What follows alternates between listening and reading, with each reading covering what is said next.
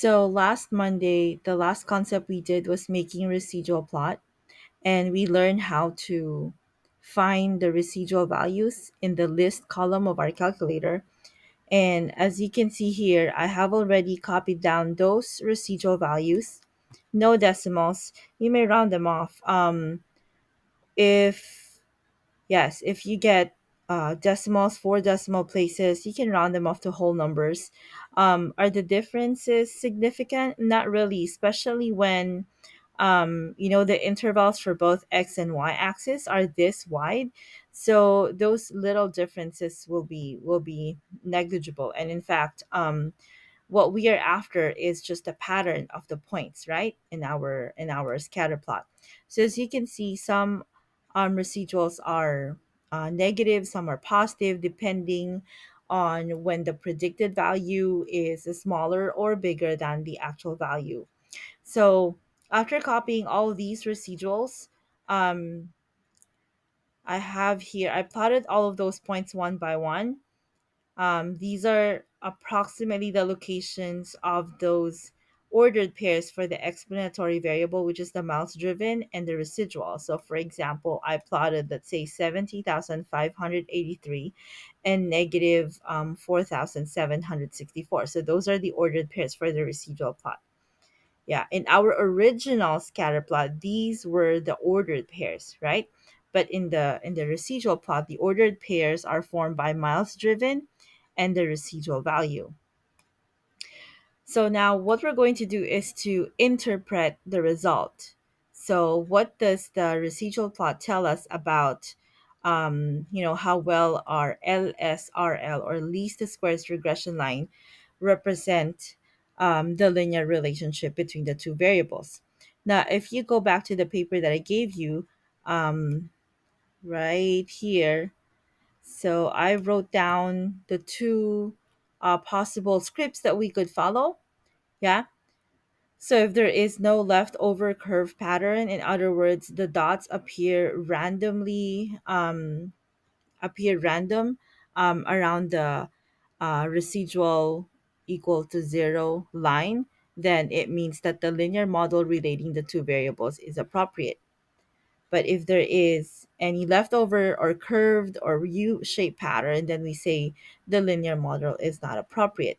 So if you go back to the residual plot that we're trying to interpret, if you look at these values, so we can say that the linear model relating the explanatory variable here is miles driven and asking price for the Ford truck, right? So the linear model relating miles driven and asking price is appropriate because there is no leftover curve pattern. Leftover because the residual is actually the leftover when you subtract the actual value minus the predicted value. Yeah. All right. So as you can see, it doesn't have to be half split, between the residual equal to zero line, as long as they don't show a distinct pattern, unlike the two examples that we've shown previously, when some of them are showing a half parabola, right? Well, this one, it is almost a U-shaped graph. All right. So the last thing that I'm going to explain to you here is, now that we have decided that the line is appropriate, like how do we how do we report how good the predicted values will be if we use the LSRL? So yeah, because as you remember, when you make a line of best fit, there's several options. But how good was our pick? Right? Now that we have decided it is a linear model, the LSRL fits the data, but how good will the predicted values be? So, to explain that, we have to find two more values in our calculator. The first one is the standard deviation of the residuals. And to do this, you're going to go to your 1 var stats again. So, use the calculator, go to 1 var stats. Make sure you enter the correct column for your residual, depending on whether it's in L3 or L4 in your calculator, and find the standard deviation. So let me do that too in my calculator. 1 var stats. Mine is in L5. So the standard deviation is about 5,000 545.49. There you go. So this is the standard deviation of the residuals. So SD of residuals.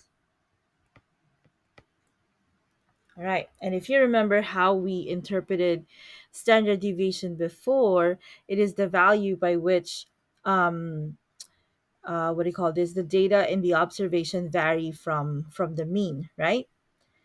Okay, but here for LSRL, the standard deviation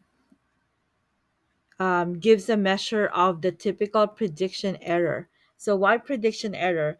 Because remember, residual is defined as the difference between actual minus predicted.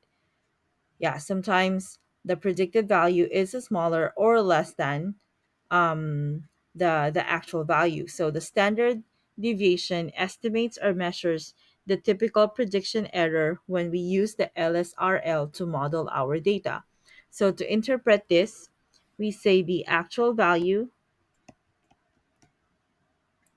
I'm just copying this one right here. So the actual value is usually or typically 5,545.49 away from the least squares regression line predicted value. Predicted value. So we got this value from SX using the 1 var stats. Now, another important value that comes with the LinReg, which also explains how good the predicted values are, is called the coefficient of determination. Now, if you remember last time, we made sure that there are 5 lines when we do the LinReg. And if you remember, that was number 8 in your calculator, right? The LinReg A plus BX. So there should be 5 lines. Um, and the last one was R squared. The last one or second to the last one. Yeah. So calculate and then LinReg. So it's going to be the second to the last value, the R squared, because the last one was the correlation. All right. So let me pause my video and compute for the the R squared value. Okay, so I ran my number 8 LinReg again, and the value of R squared is 0.6642. Yes, we're going to change that to a percentage. So that's approximately 66%. Yep. So what does that percentage measure? So the coefficient of determination measures the percent reduction in the sum of the squared residuals. Percent reduction in the sum of squared residuals when using the LSRL to make predictions. So what does that mean? I want to show you a Desmos simulation so you can understand conceptually what we mean by the percent reduction. Let me pull it up. I'll pause this video again. Okay, so in your OneNote, I added this link over here. Now, this wasn't in the handout because, of course, we can't um, simulate this by hand. All right, so this is an example of why it's called the least squares regression line, and I'm gonna use this to explain why the r squared measures the percent reduction in the sum of the least or sum of the square deviations. So imagine that this is the predicted value for that particular x, right? So there is a difference between the predicted value and the actual value. So these vertical lines in each of these squares represent the residuals. Just the vertical lines that I'm tracing. There you go. So all of those represent your residual, which is the actual value minus the predicted value. That's why some of them are negative because some of them are either above or below the line. Now, this line is called the least squares because um, it it's the one that minimizes the squared residuals. So if I use the same length of my residual as the base um of my shape here, then you're multiplying the residual by itself, right? So if it's negative, the sign of the residual squared becomes positive, so then it becomes the area of a square. So what's gonna happen if um let me move my red dots over here. So watch what happens to the square. If we chose a different if we chose a different line of best fit or LSRL, it's possible for the squared residuals to become higher, to become bigger. And our goal all the time is to minimize that prediction error.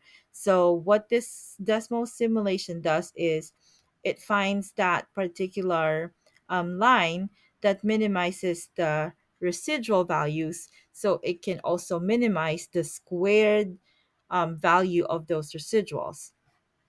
So there are different lines of best fit that could be done, but as you can see, depending on where you place that line, the squares become bigger. So let's put that red line back to our LSRL. So the LSRL is the line of best fit that actually minimizes that difference between actual and predicted values, thus minimizing the squares of the residuals also. Now, why did we have to square the residuals, and why is it called the L least squares regression line? Because if you get the sum or even average of the actual residuals when they are positive and negative, it's possible for them to be very close to zero. Yeah, because of the difference in the signs. So how do we solve that problem? So we can actually find a good measure such as the standard deviation. What we do is we square those values. So, well, the unit does not change, right? So the unit does not change when you square the values, and it just allows us to get measures of center and measures of variability compared to when we keep the original residuals. So that explains why it's called the least squares regression line. And the value that we were getting earlier, which was where is it? Here we go. Let's go back. So the value that we were getting earlier, which was the coefficient of determination, explains the percent reduction in the variation of the response variable. Yeah. When we use the y hat equation that the calculator is giving us. So how do we interpret this r squared equal to 66%? So we can describe it in two ways. We can say about, and then You put the percentage here, which is 66. So about 66% of the variation in the asking price, right? Because that's the response variable, is accounted for by the linear model relating asking price to miles driven. Or we can also say the sum of squared residuals has been reduced by about 66% when using the linear model relating asking price to miles driven. Yeah, so pretty much it's the percentage by which the prediction error has been reduced by using the LSRL that our calculator gave us. Now, in AP exam, which do they prefer to be used? I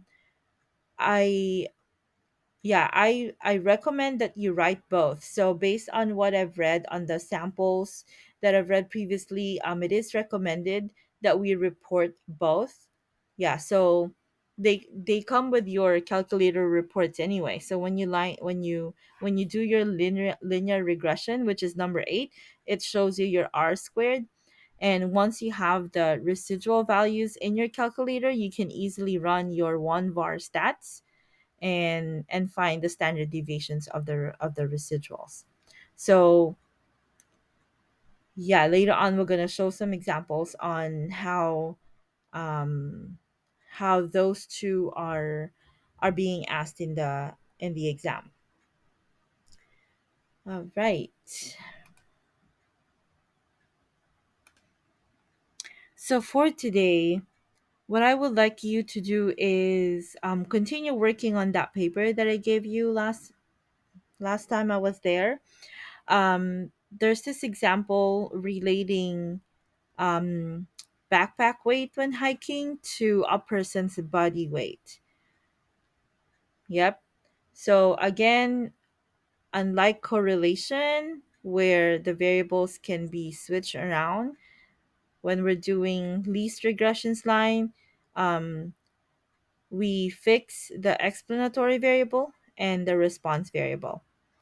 Okay, so here we're trying to use a person's body weight to predict how much, they typically carry when they go hiking.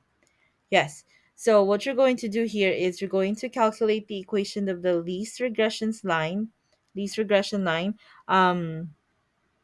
You can do the scatter plot on your calculator. You don't have to write it down anymore. You don't have to draw it. And then calculate the LSRL, and then after that try to use your calculator again so you can copy the residuals like what I did in the previous examples. Uh-huh. So if you forgot that, you go to, okay, to get this, um you you click on second and then stat, so you can come up with your list, right?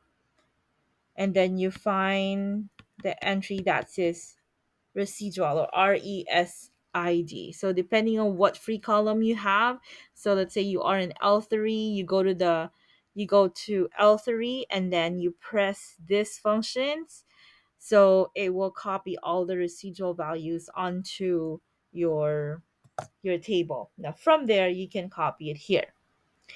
And also always remember that the residuals of the last linear regression analysis that you performed are the ones being stored.